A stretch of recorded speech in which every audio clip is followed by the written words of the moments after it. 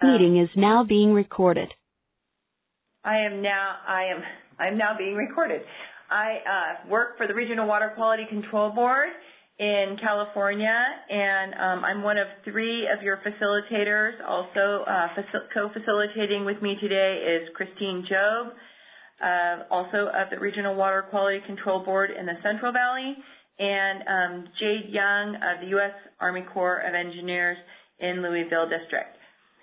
So I want to welcome you today. I think there's a little bit of housekeeping that Christine has mentioned. Please, if you're not speaking, go ahead and mute your phone just to make sure that we have clarity during the workshop. And we're going to jump right in today with our presentation and discussion because we have quite a lengthy presentation today. But just wanted to highlight that the presentation today is really a display not only of scientific research and the results of that research, but the benefits of collaboration, and we're hoping that this type of presentation can spark ideas, generate discussion amongst the group, and foster continued research on benthic harmful algal blooms. And so with that, I'd like to introduce to you Rich Fadness of the North Coast Regional Water Quality Control Board. Rich has worked in the field of water quality since 1999, first with the Department of Fish and Wildlife and then with the Regional Water Board. Rich manages the Regional Water Board's surface water ambient monitoring program, and he's been with us since 2006. So take it away, Rich. All right, thank you, Lisa. Hello, my name is Rich Fadness. I'm the Surface Water Ambient Monitoring Program Coordinator for the State of California's North Coast Regional Water Quality Control Board. The Water Board's mission is to preserve, enhance, and restore the quality of California's water resources and drinking water for the protection of the environment, public health, and all beneficial uses. And under that umbrella, the mission of the SWAMP program, Surface Water Ambient Monitoring Program, is to provide resource managers, decision makers, and the public with timely, high-quality information to evaluate the condition of all water throughout California. So the underlying core principle of this project is protection of public health. So since initiating this project, I've had the luxury and the great fortune to establish working relationships with many talented and enthusiastic co-conspirators that have helped to shape this simple public health monitoring program into an exciting research project that at its core is still responsive to protecting public health. So today I'll take you through the project's initiation, discussing why we undertook this project in 2015, and provide you with an overview of the work we conducted in 2016 and 17. After which, Meredith Howard will discuss the results that we obtained from our efforts in 2016. And then we'll hear from Rosalina Stanchiva, who will talk about her work and the work of others regarding the monoculturing and genomic data of several cyanobacteria collected in 2015 and 17 as part of this effort. Following that, Brian Anderson will discuss the results from a study he conducted on the toxigenic nature of the monocultured cyanobacteria to invertebrate test species. And afterwards, I will wrap up our discussion with a quick synopsis and share my thoughts for our continued work in 2018. And then we'll open this up for questions and open discussion. So to lead off, in early August 2015, our office received a report that 3 dogs had fallen ill after playing in the Russian River. Initially, a visual inspection of the river in the area located small isolated spots of benthic cyanobacteria, but nothing that suggested that there was a real problem. Further examination of these dogs suggested that the ill health they experienced was not related to any cyanotoxic exposure, but out of an abundance of caution, our office and the County Public Health Department initiated a small cyanotoxin sampling plan. For myself and those at the Public Health Department, we were all novices when it came to identifying cyanobacteria, and these photos here represent what we were seeing in the river.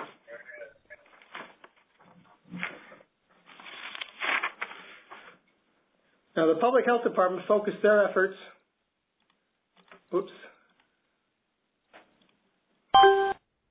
figures. All right, how do I get it to play? There it goes. The Public Health Department focused their efforts on water column sampling, believing that the most likely exposure route to the public would be the inadvertent consumption of surface water during recreational activities. I focused the efforts of our office on the complementary sampling of algal mats, choosing to identify the sources of cyanotoxins and better understand the risk to dogs and children frolicking in the river, as was noted in that video. So here, this little boy had been harvesting algae, and it's unlikely that he will have washed well before eating, drinking, or otherwise risking exposure to cyanobacteria. So our initial water column results were predominantly non-detect, while the REACH integrated shoreline algal mats documented the presence of the cyanotoxins microcystin, anatoxin, and cylindrospermopsin. The State of California's Office of Environmental Health Hazard Assessment, or OEHA, developed 2012 criteria that provided for posting guidance on water column sample concentrations. But the guidance is mute on the subject of cyanotoxin concentrations in cyanobacteria mats. Today, as then, there is no public health criteria by which to compare algal mat cyanotoxin concentrations. In addition to testing for cyanotoxins in the algal mats, I initiated a taxonomic investigation in collaboration with Rosalina Stancheva into the various cyanobacteria that were present in the Russian River and conducted literature research to identify the cyanotoxins that might be produced by the various cyanobacteria found in the Russian River. And due to the high abundance of possible microcystin-producing cyanobacteria identified through this search, and the extensive positive toxin results for microcystin in the algal mats noted in the slide before, we coupled that with the lack of anatoxin-producing species. Oops. I've lost this.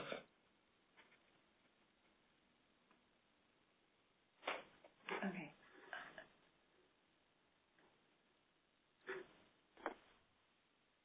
We'll have to reload it here. Hang on a second, it's reloading. It'll be okay. Mouse was in the wrong place.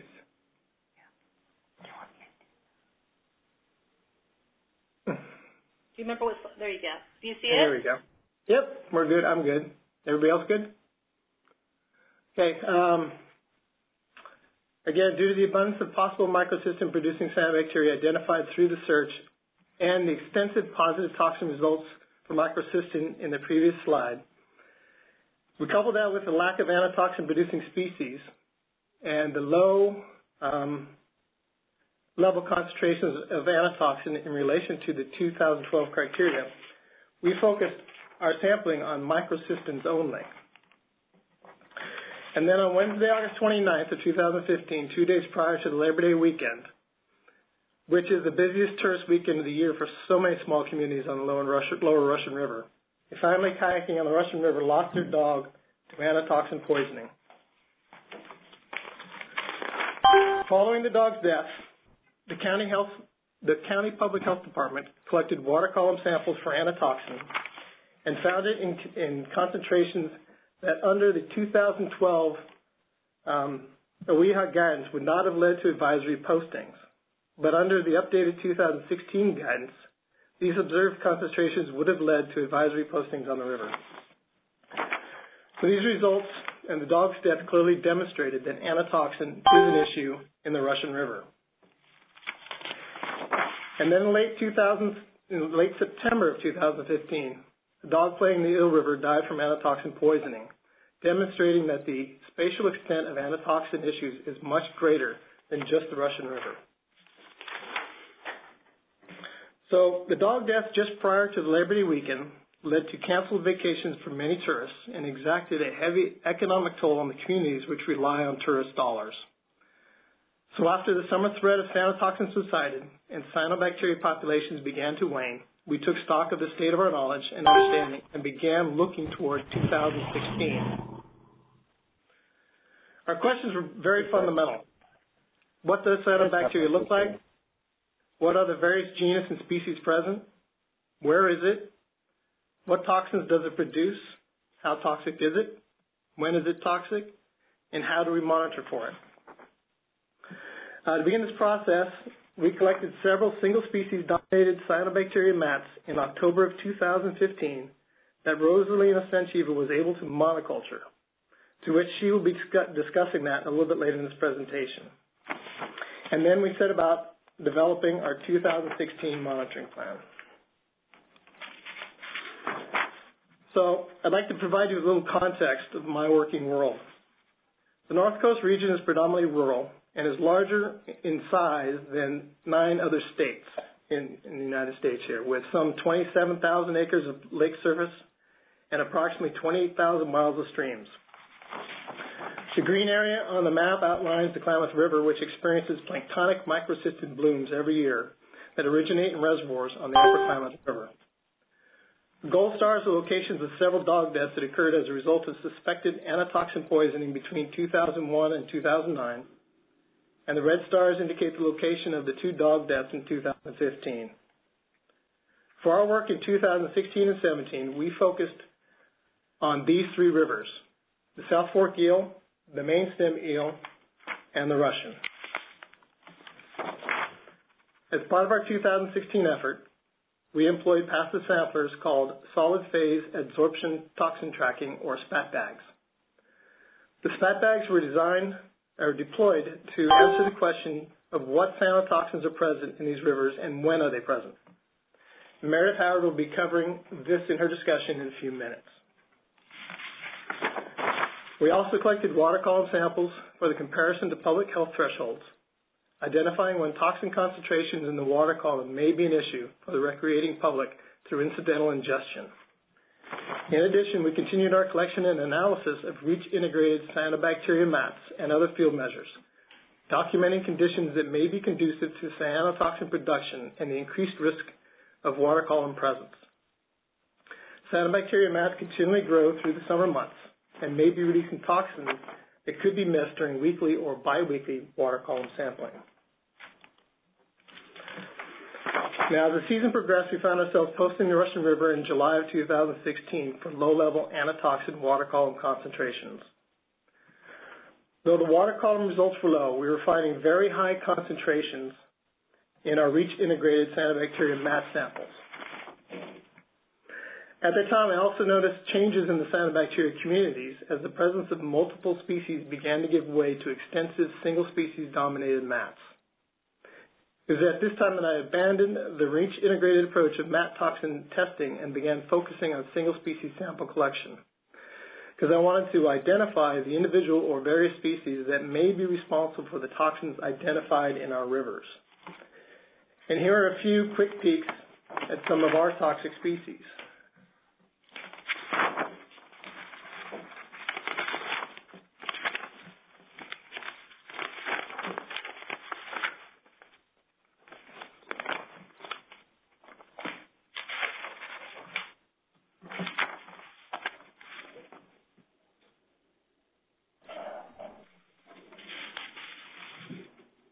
Oh, I didn't turn the volume off.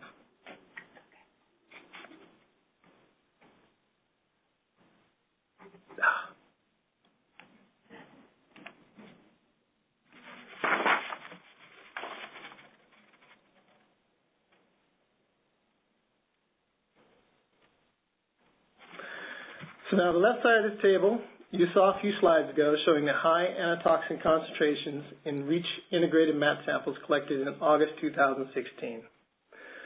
While the right side of this table shows high anatoxin concentrations of various single-species dominated mats collected in September of 2016.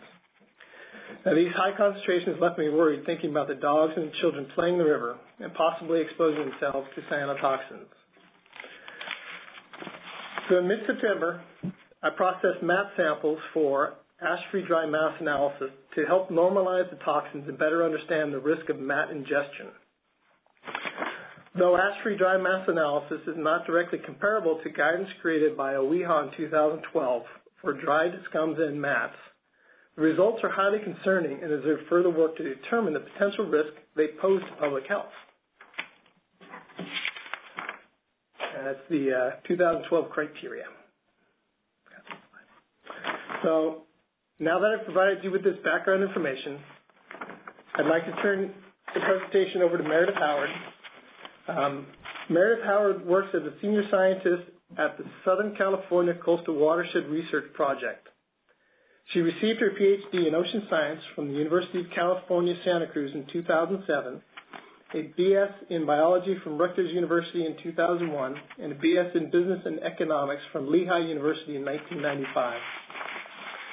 Meredith's current research focuses on the impacts of anthropogenic nutrients on harmful algal blooms at the land-to-sea or freshwater-to-marine interface.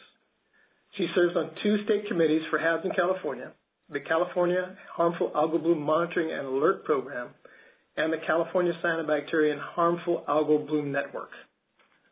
So, welcome, Meredith. Thanks, Rich. So yeah, I'm just going to go through some of the monitoring results we got from the 2016 sampling. That was really all done by Rich. Okay, good, it works. So these are just maps showing some of the sites. So you can see here that you kind of see on the California map kind of the area we're talking about, and then the Russian River's on the left and the Eel River's on the right. So it just gives you a sense of what some of the station locations are. And so basically, the study design was basically monitoring between July and October of 2016, about twice a month for grab samples.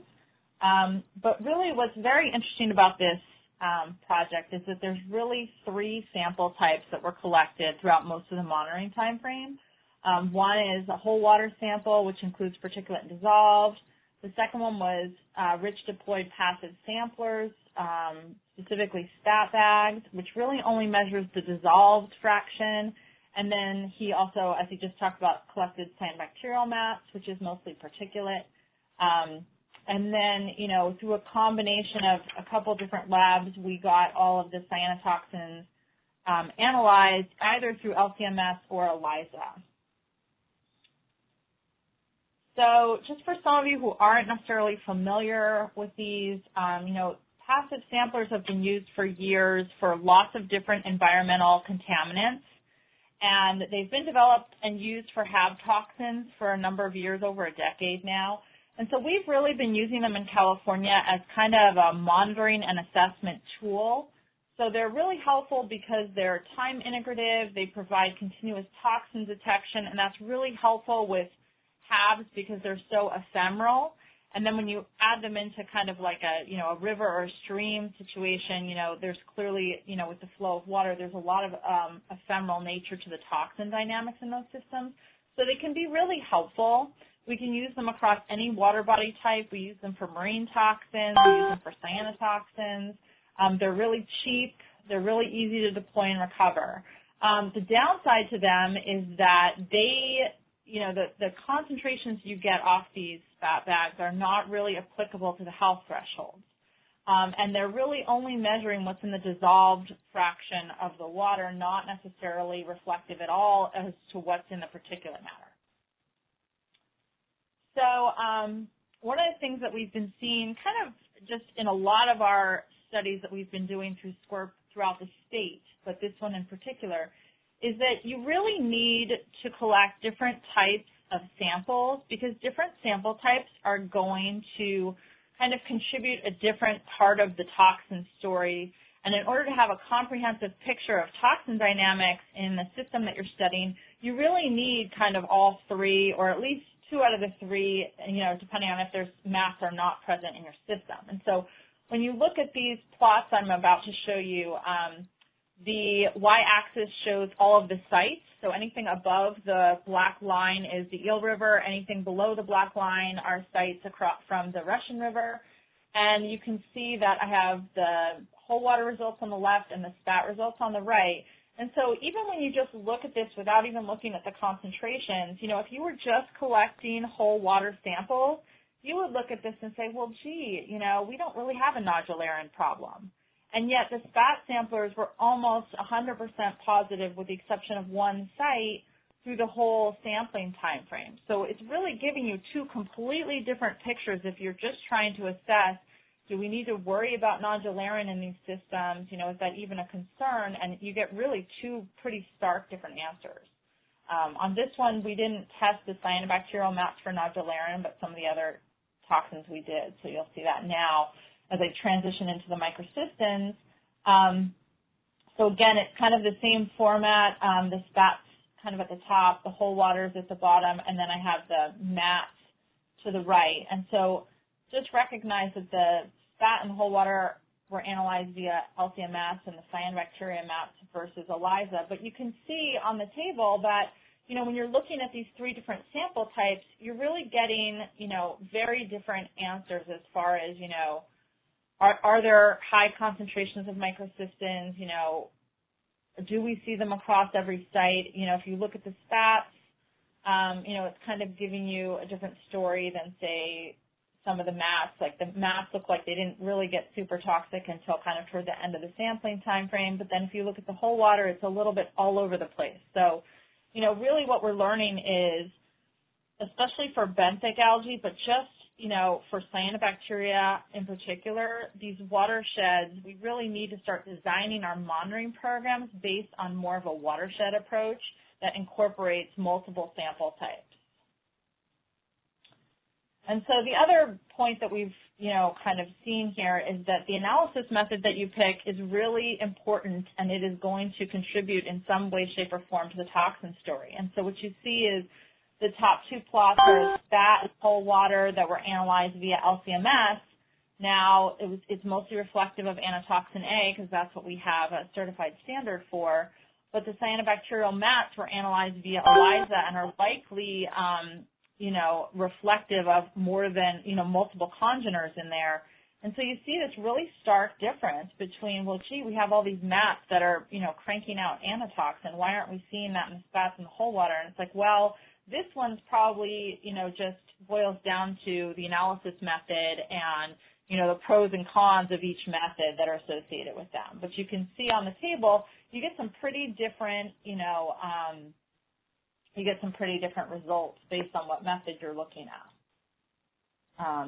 And so we did do a little bit of just community composition analysis, and this is what we call relative abundance. And so this is what the state biotoxin monitoring program uses on the marine side.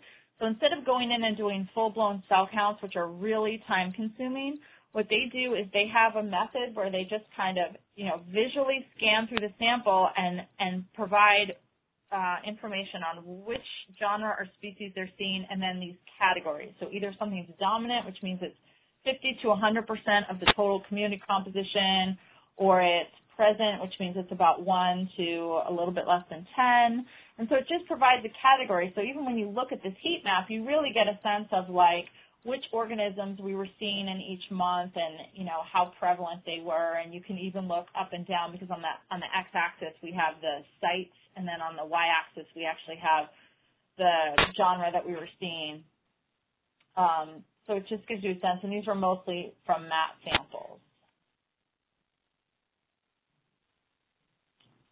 And then, so the other thing I just wanted to emphasize, because like I said, we're looking at this, you know, throughout California, really, we're looking at the transport of these cyanobacteria toxins from these freshwater environments downstream and into the marine environment. And so what's interesting about this is that Keith Bowman-Gregson had published on this a few years back.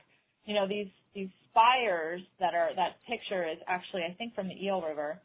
But these spires can produce toxins. And so what happens is they really have a lot of bubbles in them, so they're very buoyant. So when they break off, which apparently is pretty easy to happen, those clumps, you know, go to the surface and they're able to maintain their buoyancy. And so then they end up getting distributed downstream.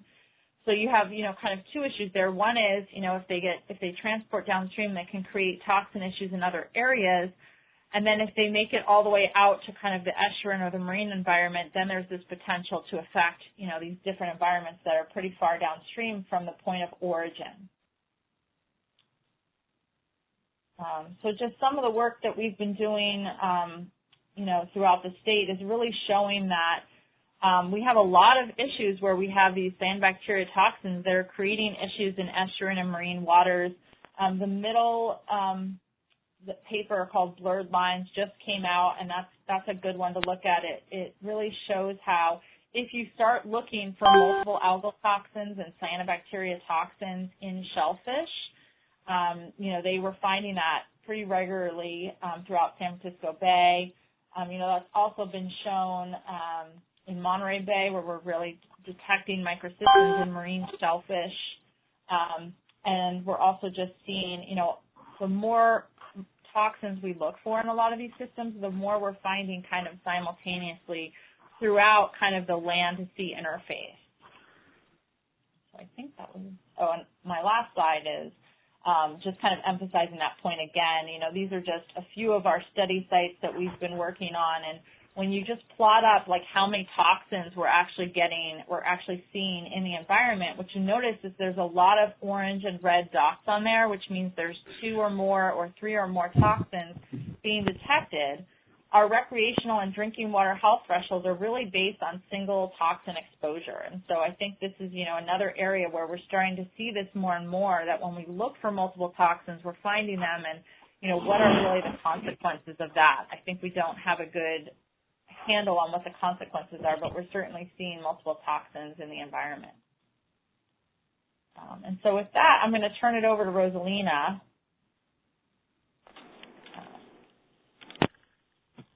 Hello. Thank you. Okay. So I would like to introduce myself briefly. I'm an algal taxonomist for a surface from SOMP program of the Water Board. And hello, do you hear me? Yes, I can hear you. you. You're fine. Go ahead, Rosalina. Okay, go. And as algal taxonomist, I had a chance to work on these samples, and I noticed that the cyanobacterial communities during the 2015 event, toxic event, actually were quite abundant, and more than 20 species of cyanobacteria were recorded in these samples, including some nitrogen fixers as Nostoc and Anabaena, and numerous filamentous taxa, Phormidium, Guideline, and Oscillatoria. Also some coquid cyanobacteria. And then I ask myself this question: who is actually the species that is producing the toxins, or how many there are? The only way to answer a question like that was to proceed with single species isolation and consequent testing of the toxins. To achieve this goal, we started with the field sampling with rich fatness, who collected single species potentially from the field, or at least looking as a single species mat. And these samples have been delivered to our lab in Cal State University San Marcos next day. So the initial isolation was done next day using standard culturing methods for cyanobacteria, including using most commonly used medium, which is blue-green, 11 medium, and the strains were cultured at room temperature, 20 degrees Celsius, and 12 hours light-dark cycle. The process of cyanobacteria isolation from the field sample to monoculture took between 3 and 6 months, with multiple cyanobacteria transfers to new media. That effort was possible only with help from many undergraduate students, which help a lot during the cleaning, sterilization of the dishes, the culturing itself. Also, the department provided culturing facility with the help of Professors Robert Schiff and Betty Reed. Okay, once the cultures were established, immediately they were sent to external labs for toxin measurements. All established monocultures were tested for anatoxin, cylindrospermopsin, microcystin, and nodularin, and saxitoxins with ELISA. And for some of the strains, additional measurements of the toxins were applied. Also, some of the cultures were used for complete genome sequencing with the help of Team Betsy and Kate, but the results are not ready yet, so we are not going to present that. So, thanks to that effort, right now in the lab we have 12 strains which were tested positive for anatoxins. These strains were isolated in 2015 and 2017. These are the two field sampling years that I received samples for culturing.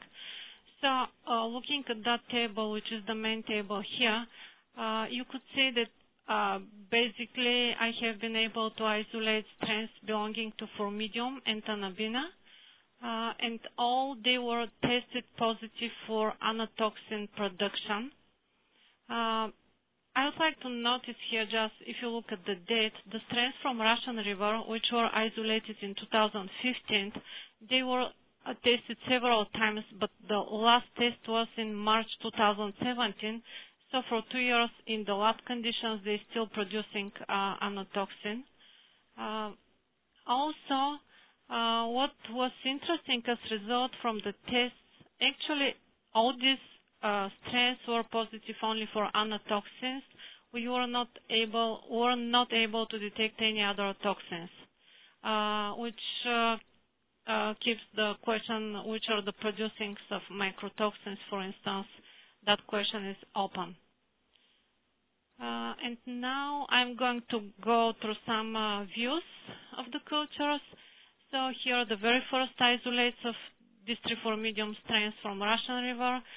This is how they look in the culturing flasks, in the tubes, and also we have cultures on solid medium. On this slide you could see the microscopical view of the filaments. I'm not going to go into details, but you could note that these isolates are from 3 different localities. The morphology is similar in general, just looking at the views, microscopic views, but genetically these cultures are a little bit different and they produce toxins at different concentrations. This is the other genus which was identified to be toxic. So we have in the monoculture Anabaena from Russian River from 2015, which is nice unialgal culture. Still, we keep working on purification of that culture from 2017, which is contaminated with Guideline. But as you could see here, different morphology, because that species is nitrogen fixer. So the actinides, which are the place of nitrogen fixations, are visible. So that is interesting that the culture is keep produces actinides in culture as well. Similar morphologies have been isolated from Garcia River as well. We have 3 different strains of Phormidium and 1 strain of Anabaena, which are producing anatoxin from Garcia River, and 2 strains from Eel River, 3 strains of Phormidium just recently isolated in 2017. We also have several strains which are hot hand culture. They have been tested for toxins, but so far we didn't establish any production of toxins in these strains. They're coming from all these 3 rivers. So you could see here the morphology of, again, several Phormidium species, cylindrospermum. Here's on that picture at the bottom, and Guideline and Anabaena. They were not confirmed to produce any toxins at this point. Thank you.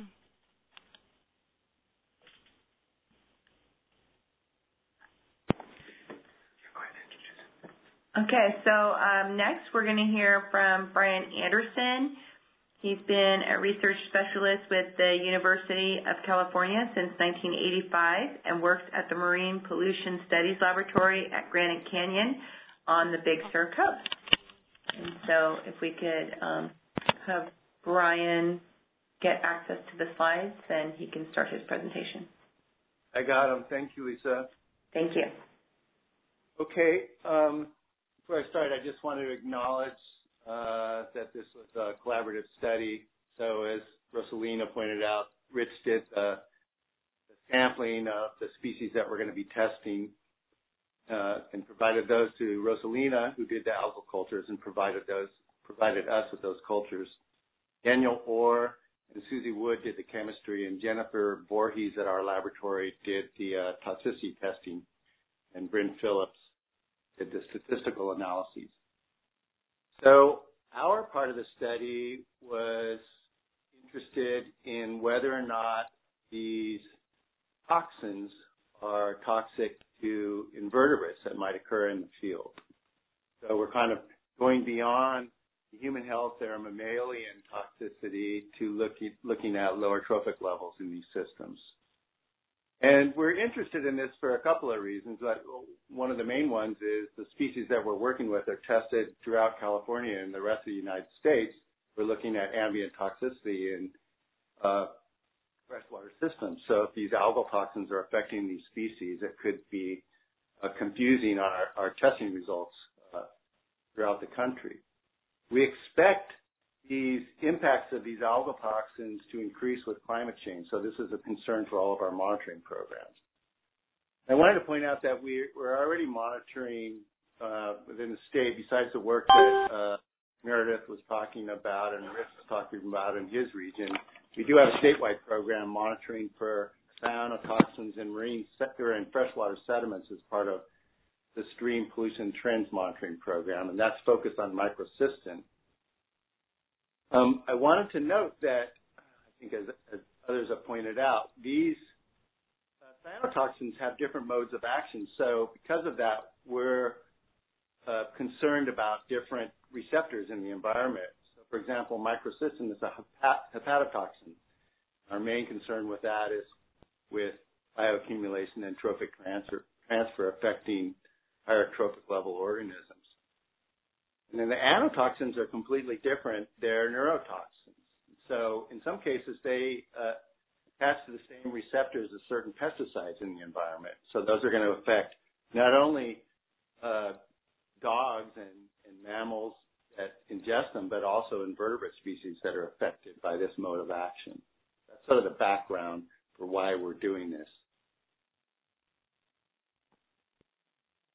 So we received cultures from Rosalina in 2015 and began culturing these in our laboratory to get enough volume of water to be able to test our standard toxicity testing organisms. We got 3 different strains from Rosalina's lab and began culturing them in the laboratory. And these are cultured, as she mentioned, in the BG11 culture medium. So this is what they look like in our laboratory when we first got them. We transferred them from her polycarbonate containers into just glass jars under cool white light. And the first thing we wanted to know was, since these are cultures in BG11, we wanted to establish whether or not that BG11 culture medium by itself could be toxic to our invertebrate species.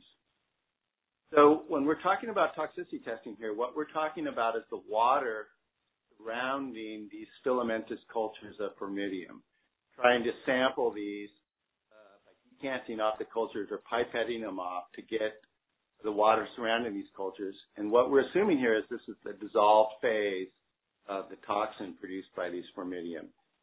Possible that there are also particulate cells coming with when we're sampling these. But my visual of this suggests that we're just talking about the dissolved phase. I just want to point out, though, that it's possible that we're also collecting some of the particulates when we subsample these cultures. So the first thing we did was do some toxicity testing with BG11 with Cereodaphnia dubia to establish how toxic it was. And then based on those toxicity levels to Cereodaphnia, we did dilution series of these cultures below those toxicity thresholds so that we were certain that the toxicity wasn't due to the media itself. After we did this work, we designed toxicity tests with 3 different species. It was Cereodaphnia dubia, 7-day chronic test, which incorporates survival and reproduction. Then we did tests with Coronimus dilutus, which is a fly larvae, and then Hyalella at Both of these were 96-hour acute tests. And the reason we have different test lengths is simply because the limitations on the amount of water we had from each of these cultures. The Cereodaphnia test takes really small volumes, so we could do a longer-term chronic test with this organism. The other 2 invertebrates are a little bit larger. They require larger volumes of water, so we could only do 96-hour tests. And the other thing I wanted to point out is the latter 2 species, Coronimus and Hyalella, both occur, these genera occur in our aquatic freshwater environments throughout California. And this allows us to provide a link, establish a link between laboratory toxicity testing and what might be happening to macroinvertebrate communities in the environment, because we've shown that when we have laboratory toxicity to these genera, that translates to macroinvertebrate impacts in the environment where we've done synoptic studies. The Cereodaphnia dubia serve as, doesn't occur in California, but it serves as a surrogate for other daphnids that occur as in the zooplankton community. Okay, so all the toxicity tests with these 3 species was all based on dilution series lower than that BG11 toxicity value to Cereodaphnia dubia, and that was about 25% BG11. So everything tested was below that. And what I'm showing you here are the toxicity results, and these are based on ELISA analyses of the culture waters. And that was conducted by Daniel Orr at Department of Fish and Wildlife. So if you look on the y-axis over there, I'm showing these results here, ELISA results for anatoxin, total anatoxin in micrograms per liter. And then you look along the bottom x-axis, and we separate the results for Cereodaphnia dubia survival, reproduction, Coronimus survival, and Hyalella survival. And the blue are strain 1 Phormidium from Rosalina's lab, red are strain 2, and the green are strain 3.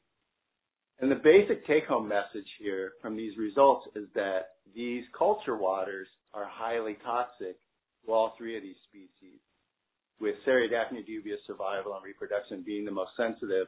Less than a part per billion anatoxin in that water was highly toxic to Cereodaphnia dubia, both endpoints. Coronimus was also highly sensitive, not as sensitive as Cereodaphnia, and Hyalella was also sensitive, but less sensitive than the other 2 species and endpoints. One thing I wanted to point out on this figure, though, is that the 2 endpoints with Coronimus and Hyalella, these are only 96-hour exposures. So it's possible if we do longer-term exposures looking at chronic endpoints, sensitivity would be comparable to Cereodaphnia. We haven't done that work yet. Now, we did follow-up chemistry, and this was chemistry conducted by Susie Wood in New Zealand. Susie had a more extensive list or supply of standards for anatoxin variants. So she was able to do LCMS analyses using different standards than were available to Daniel Orr's lab, and was able to identify a specific variant of anatoxin. It was dihydroanatoxin-A. We think we've identified the specific variant that's causing toxicity in these cultures, although I will caution, you can see the list of toxins that we analyzed part of this analysis. It's possible that there are other anatoxins present in these cultures that we didn't measure. I think that's unlikely, but we have to throw in that caveat. So just a synopsis of the toxicity test results, water from all three of these cultures were highly toxic to our invertebrates. We probably underestimated the toxicity to Hyalella and Coronamus based on 4-day exposures, and we identified the specific anatoxin variant as dihydroanatoxin-a. Now, one reason we're looking at this is we're interested in whether or not these algal toxins are causing toxicity to invertebrates in the field. And one reason we're interested in this is because we're doing ambient monitoring for toxicity throughout California, and it might be in some cases where we have unexplained toxicity to one of our invertebrate test species. This could be explained by the presence of an anatoxin or of a cyanotoxin, in particular a neurotoxin. There have been some cases of unexplained toxicity in reference streams to Cereodaphnia that might be due to this. We don't know. Now, the other thing that we're interested in is whether or not algal toxins could be impacting macroinvertebrate communities in the state, in freshwater systems in the state, or even in estuarine and marine systems. We have pretty extensive macroinvertebrate surveys going on throughout California as part of the SWAMP program, and we're largely ignoring the impact right now of any kind of cyanotoxin on macroinvertebrate communities in our statewide survey. So we think it's something that we should be paying attention to. Rich pointed out that they have been measuring cyanotoxins in extracts from cyanobacterial mats in these systems, and we do have direct measures in the Russian River where our Phormidium samples came. And you can see from Rich's results and from these results showing in this figure that we do have high concentrations in extracts, high concentrations of anatoxins in extracts from these mats. And our question is whether or not that translates to water column concentrations that are above, say, that 1 part per billion threshold that we're seeing for our invertebrate species. Meredith pointed out that there's an ephemeral nature to production of these cyanotoxins. We have measured, we have deployed, or Rich has deployed SPATT samplers at sites where we collected our Phormidium cultures and found non-detects.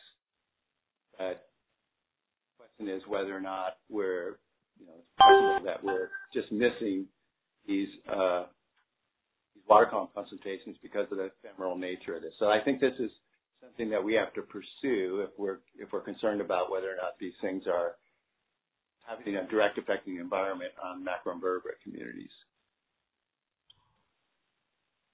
And that's basically the point I'm trying to make in these last.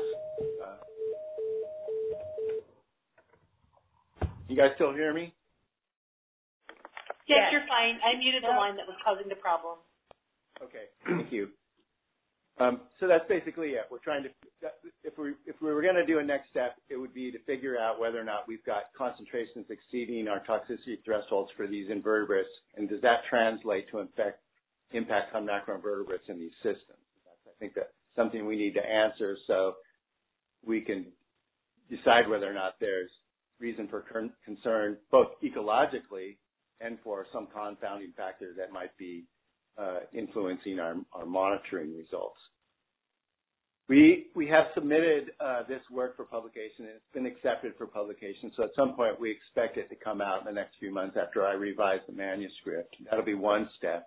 Then, if I was going to suggest a step for actually answering the question of whether or not we're getting water column toxicity due to these algal mats in these systems, one way to do that would be to just do in situ exposures with 1 or 2 of our standard test organisms. That is basically analogous to doing the SPATT samplers. It's deploying organisms in little screen tubes out in the environment to sort of capture the ephemeral nature. And that's a pretty simple exercise that you could do synoptic chemistry with, and that would be a basic way to answer that question. I think that's my last slide, and now we're going back to Rich to wrap it up.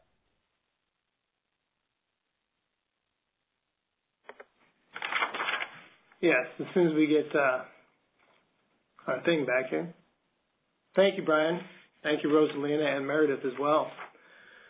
So, if we take a look back at what we accomplished in 2016 and 17, can we relate our findings, what we found, to the general questions that we posed back in the fall of 2015?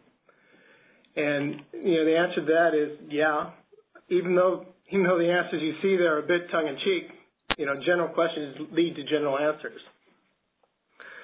But overall, what we found is that we were able to identify benthic cyanobacteria wherever we looked. And these cyanobacteria present themselves in many varied morphologies, and we have a large variety of species present in our rivers. However, it does appear that only a handful of genera really dominate our watersheds. SPATT bag and algal mat analysis that we accomplished documented the presence of anatoxin, microcystin, nodularin, cylindrospermopsin, and saxitoxin. And though water column concentrations were generally low to non-detect, the SPATT bag and algal mat concentrations range from non-detect to exceedingly high concentrations. And though our sampling efforts only focused on the summer recreation season between June and October, we did detect the presence of at least one cyanotoxin throughout the whole sampling period. So, unlike plankton blooms that discolor the water or exhibit telltale scums, benthic cyanobacteria line the bottom of rivers and may continually release toxins with no visible cues. And monitoring for cyanotoxins is an expensive, inventive task. The protection of public health demands that the public be notified of the risks. And for many rural communities in Northern California, monitoring can be cost prohibitive. Yet, while blindly posting health advisories on recreational water bodies can levy a large economic toll.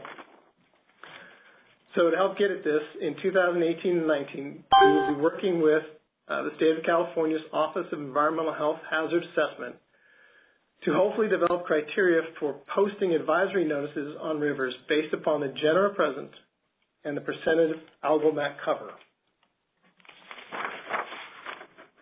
As noted in Meredith's presentation, toxin results varied by sample method and by analysis method.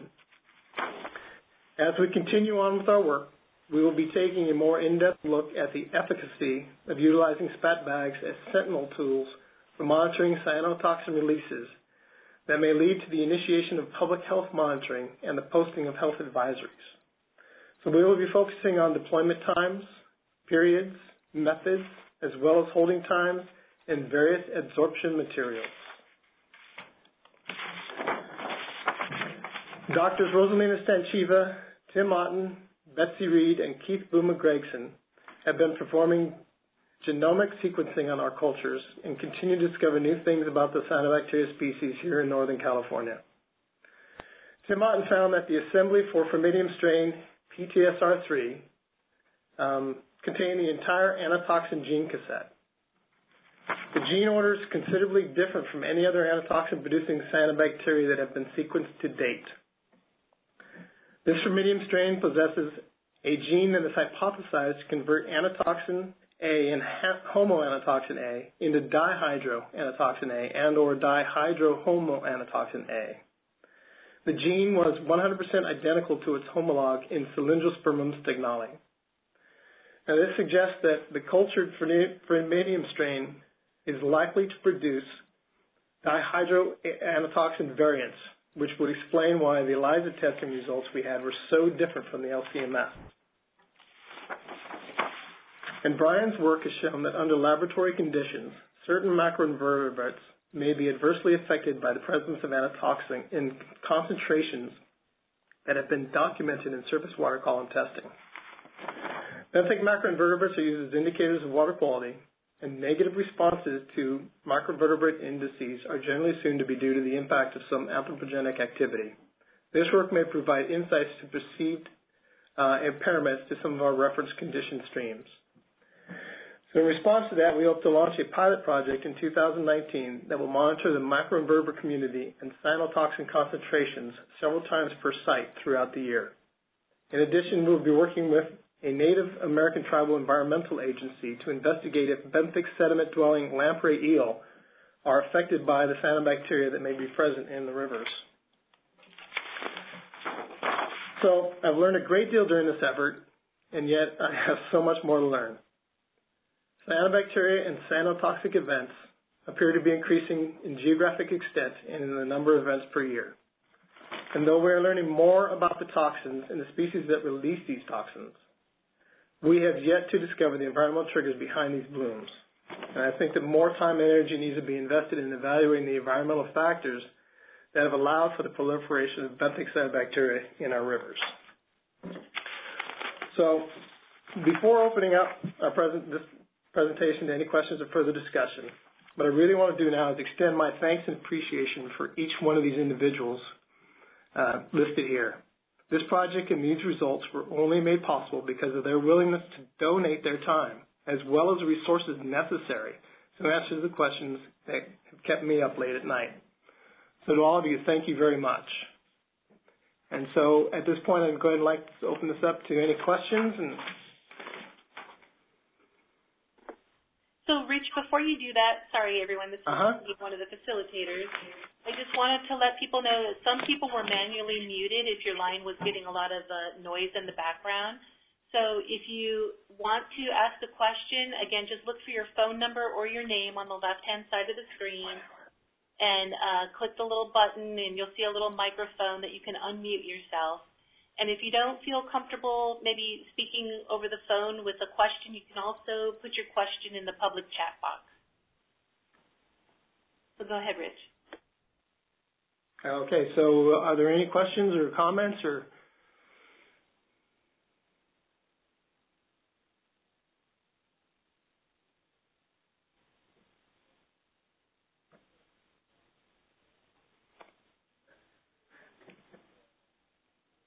Okay, well, hearing no questions, I just wanted to offer that we have the contacts for the folks who put on this presentation on the screen, and if you think of some additional questions offline, then these presenters who've graciously offered up their work for a presentation today have indicated in the past that they are willing to answer questions and are interested in collaborating with other members of the group to answer research questions and the like. So I really want to thank all four of you so much for putting this presentation together. I know the amount of work and collaboration that has gone not only into putting this together, but also over the last 3 years of working together to ask these research questions and to come up with even more research questions and some policy issues that we can consider for benthic HABs. So I really appreciate your work. Thank you all. So, Christine, did you want to review the chat, or can everybody just see the chat? Yeah, everyone can see it. Basically, we're just getting some nice comments, people thanking you for your awesome presentations, very informative, well presented, and also advancing the knowledge that we have about benthic cyanoHABs and the benthic cyanotoxins. Thank you.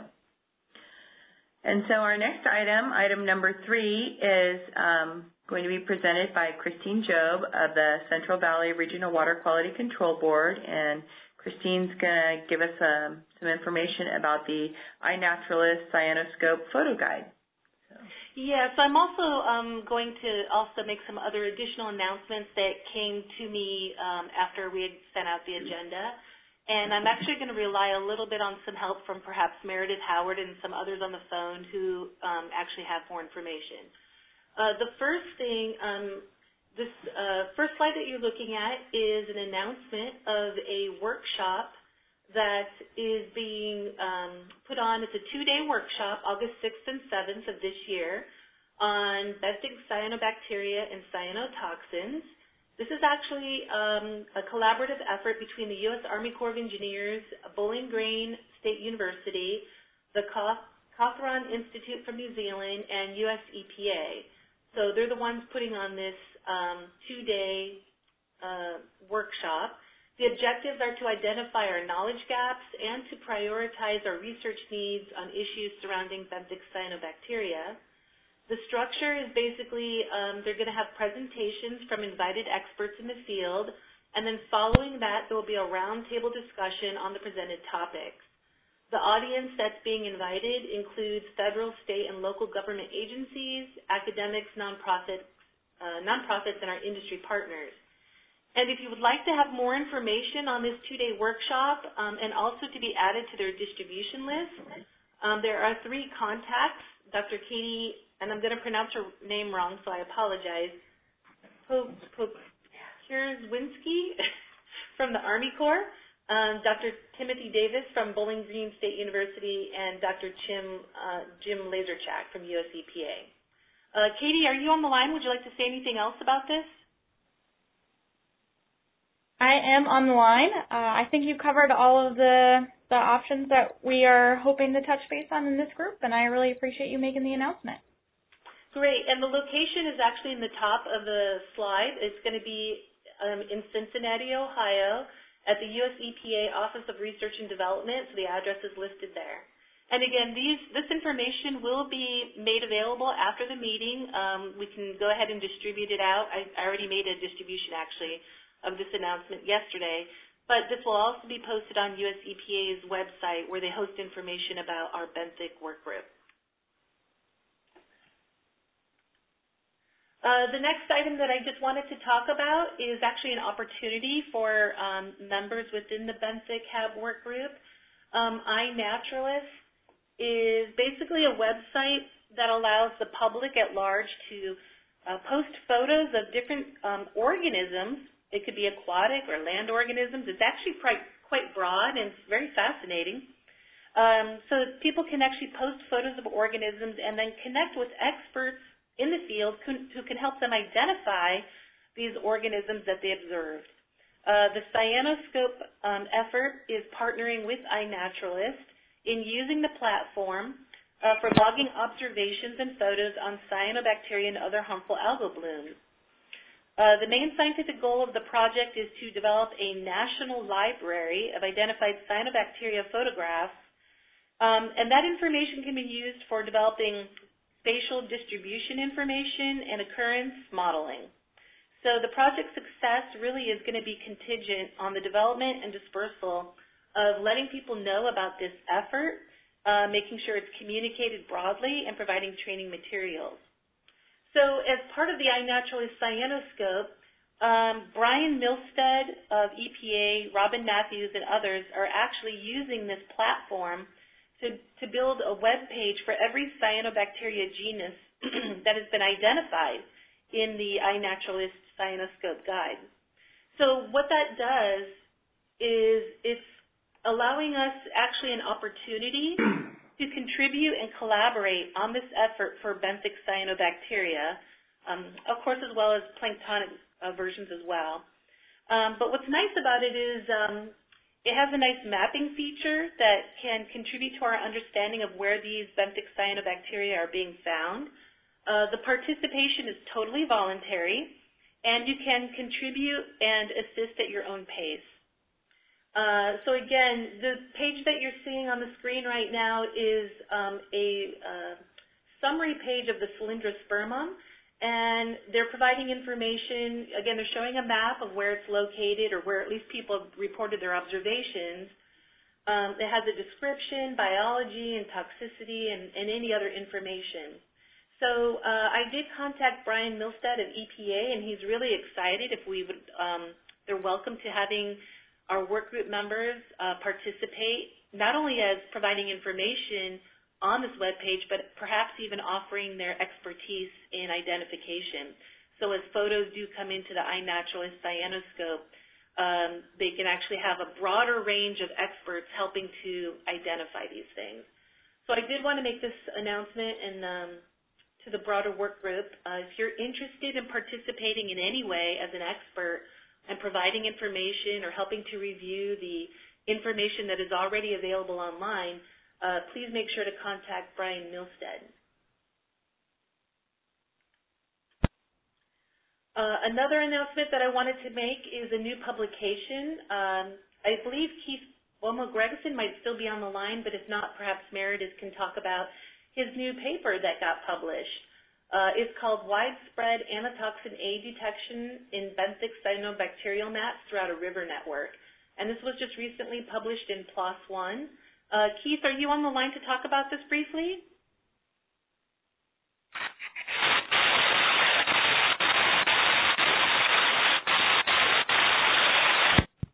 Ooh, Keith, sounds like you have a really bad line there.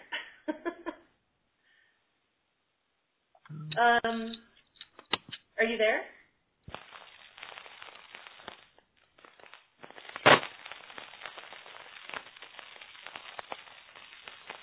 Okay, it sounds like Keith is having problems with his line. Meredith, do you want to maybe speak about this since Keith's having a problem with his line? Sure. I think this is Keith's doctorate work, which he has done in the Eel River. And it was really, I think, some of the first work that's been done, at least in California, where he's deploying SPATT bags out and looking for toxins in a river environment. So, I think he's probably kind of a guinea pig for what has worked and what hasn't worked. And we have luckily been able to build off his his guinea pig level of information of just figuring out how do we deploy SPATT and how do we start to monitor these environments where there's really just, flow and so much change going on constantly. So, the details I think are in here, and it's an open access article, so I think everybody can access it. But this is really kind of the first work where we're really seeing in California the potential toxicity of a lot of these cyanobacterial benthic blooms that are happening in these river systems. So beyond that, you're going to have to ask Keith. Yeah, and I apologize. For some reason, Keith is really having a problem with his line. I had to mute him because there was so much static coming on. But if you do want to get more information, I do recommend that you reach out to Keith Wilmo-Gregerson, and if you'd like his contact information, we can definitely make that available. And then the last item that I would like to make an announcement on, and again, Meredith, you're probably going to have to speak on this because this was something that was sent just recently by Jim Laserchak, who was unable to make our call today. But he basically wanted me to pass on some information about some new work projects. The first one is they're working on actually it was from their CTAC presentation in Rome. It's called The Development of Methods for Measuring Total Microcystins in Fish Tissue Using the 2-methoxy-3-methyl-4-phenylbutyric acid, or MMPB, procedure. And so I basically just listed the authors there, James Laserchak, Toby Sanan. I'm not going to read everyone's name. You can read it, and a lot of them are difficult to pronounce. Again, it was presented at CTAC Rome, and there is a PowerPoint presentation available that Jim provided me, and again, we'll make sure that additional material gets included on the EPA's website for those of you that would be interested in taking a look at it. And then the second work project that Jim wanted me to provide, and Meredith, you might be able to speak more on, is the use of passive samplers for the detection of extracellular algal toxins in stream and lake mesocosms. The objective outlined was to test two types of passive sampler devices, SPATT and large format non-selective passive sampler device, to determine their performance in measuring extracellular algal toxins in artificial stream mesocosms. And it looks like the project lake was chosen as Harsha Lake and the downstream habitats. So Meredith, do you have any additional information you'd like to provide to the work group on this? Just that this is kind of, I think, the first study where we're really taking an active approach to try and compare two passive samplers. And it's really, Jim's really the lead on this. Rafe and I are just helping out, providing SPATT and providing kind of a lot of methodology of how they are going to analyze the SPATT. But really those guys listed on the collaborators list kind of in front of Rafe and I are really the main people that are actually doing the study. And I believe one of the things they're doing is they're actually doing some nitrogen and phosphorus additions and, looking at the impact of those nutrients and then using different types of passive samplers to evaluate that. So I think it's really great that they're, really trying to see, historically we've focused on SPATT here, but there's other types of passive samplers, as I had said in my talk, that have been used for lots of environmental contaminants. And, I think this is kind of the first time, people are really starting to focus in on them to the point of, let's look at some of the different passive sampler methodologies that are out there and try and figure out which one's really the best and most robust for cyanotoxins. And so this is a good step forward on that front. Great. Well, thank you very much for providing that information to the group. And again, we do have information that Jim provided. It's a little Word document. Again, that'll be made available as additional material.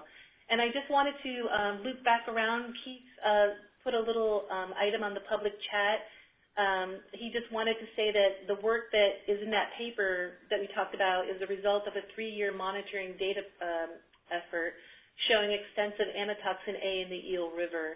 And he really hopes that this community, this Benthic HAB Workgroup community, finds it useful and an example of how abundant benthic cyanos can be in some of our rivers.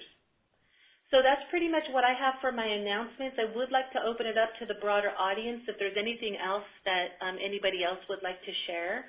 And it could be something, a workshop or a meeting that you've been made aware of that you'd like to make a plug for, or if there's a recent publication that you and your group have done, or if there's a recent publication that you think may be of interest to the broader community.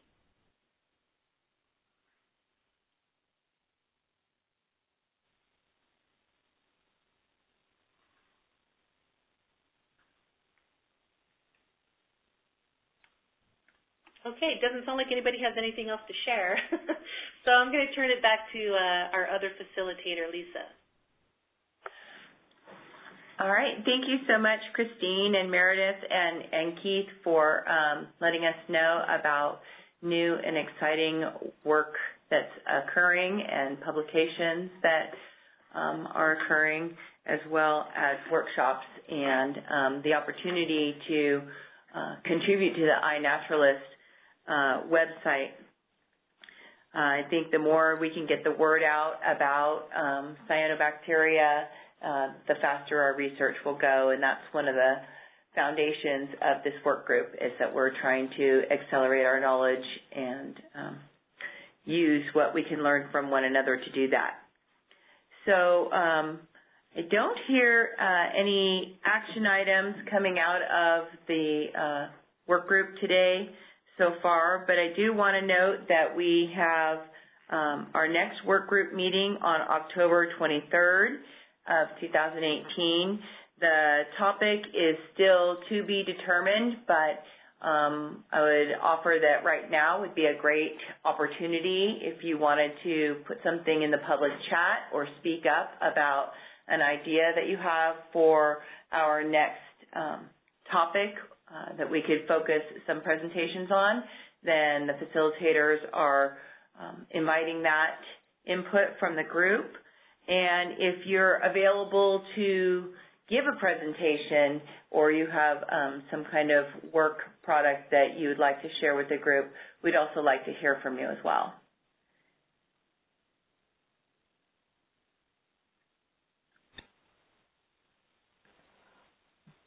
Hi, this is Sylvia Lee from EPA Office of Research and Development in Washington, D.C. I really want to thank the presenters today and the organizers of this meeting. At my office, the kind of work we do is not directly related to Benthic HABs, but I just wanted to pose kind of an open-ended thought or question, whether, there's so much new research developing now on this topic, and it has such high policy, I don't know the word for it right now, but implications. So the type of question that I have is whether there's kind of a data repository or database effort going on for collecting all this past and current and new research, whether there's any efforts to synthesize the various research results to forms that are accessible to policymakers, such as online literature databases or conceptual diagrams, executive summaries, or maybe even things that are kind of coming up now, like story map informational websites. So those are the kind of things that my office deals with, and I think it would be really cool to think about that and this topic on Benthic HABs. So thank you, Sylvia. For our part, with the Benthic HAB Workgroup, I can say that we haven't actually established a forum thus far to share and exchange data, if you will, although that has been discussed in the past, and we've been looking for volunteers to give ideas on the best platform for us to do that. We have members of this group that are not only local to, the United States, but also in other countries, so it would need to be something that was widely accessible. As far as what we have available for this group, Leslie D'Anglada has graciously agreed to host our meeting information on the US EPA nutrient website, and so we can make that web link available again to the group, just to make sure everybody is aware of it and that you can have access to agendas, past presentations, and things like that. So that's as far as we've gotten so far directly related to Benthic HABs and this work group. We also, in California, have the CC HAB network that is pretty active in trying to distribute information and influence policy decisions. It's a collaborative group that many of the folks on the phone as well as others participate in to try and further the knowledge of cyanobacteria, harmful algal blooms in the state of California. And we have a website in the North Coast region, as well as our state board that hosts a lot of information, including storyboards and various things. So if you'd like to contact me offline, or anybody who would like to contact me or Christine offline, we can give you all of the information necessary, or maybe that can be an action item to send out to the group, all of the contact information for those information resources. Yes, and I would just like to make a small plug related to this. My office team members here at ORD, we're working with the Freshwater Science Journal to, we have an initiative that is dealing with collecting metadata and stressor response information from articles at the time of paper submission, and that'll help us collect information, data from papers that can be later readily synthesized in a much faster way than we currently have. And the information that we're collecting also includes HABs. HABs is a category in that. So I think, I can let you know how that goes. We're testing that right now at the Freshwater Science meeting going on this week. That sounds exciting. Thank you.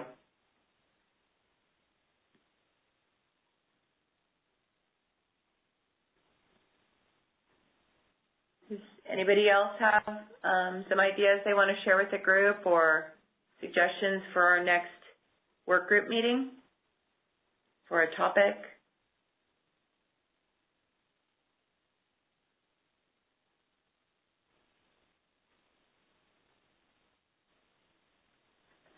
Okay, well, Hearing none then, I want to just thank everybody for your time and for participating in this group. We did record this workshop, but I am not yet sure how we'll be able to post that in an accessible location. So keep your eyes out on the US EPA website, where we will be keeping all of our agenda information, and if we are able to get it posted up there, then that's where it'll be located. And I just want to thank everybody for participating today, and please feel free to contact any of the facilitators of this group.